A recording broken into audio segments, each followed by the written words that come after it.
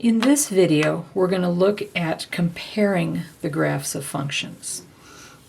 This graph is going to show the populations of Baltimore, Maryland, capital B, and Cleveland, Ohio, capital C, in the 20th century.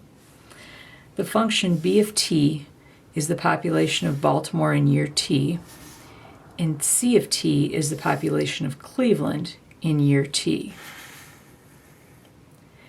With our graph, we need to be able to answer some questions. So the first question that I want to put up here is to estimate B of 1930. So approximately how many people were living in B, Baltimore in T, the year 1930? So coming to the graph at 1930, we know Baltimore is given by the blue line. Baltimore had about 800,000 people in 1930.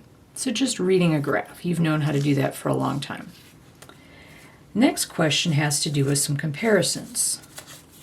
So for these two statements, I want to know which of the two statements is true. So this compares Baltimore and Cleveland in the year 2000. Baltimore in the year 2000 had more people than Cleveland in 2000, or Baltimore in 2000 had less people than Cleveland in 2000. So in 2000, as I go up the graph, the dotted red line is Cleveland and the dotted blue line is Baltimore.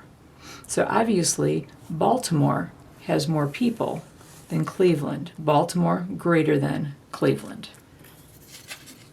Okay, next statement, looking at this, is going to compare both cities in the year 1900. So Baltimore in 1900 equals Cleveland in 1900, or Baltimore in 1900 has more people greater than Cleveland in 1900. So at the year 1900, moving up, there's Cleveland, there's Baltimore, so obviously Baltimore in 1900 was still greater than Cleveland.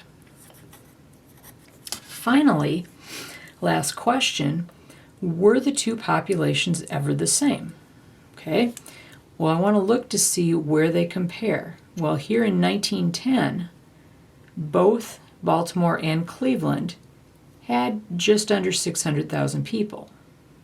Okay, the next time they overlap is right about here, and I might call that about 1943, and they overlapped at, probably about 900,000 people. So in 1910 and in about 1943, both cities had the same number of people.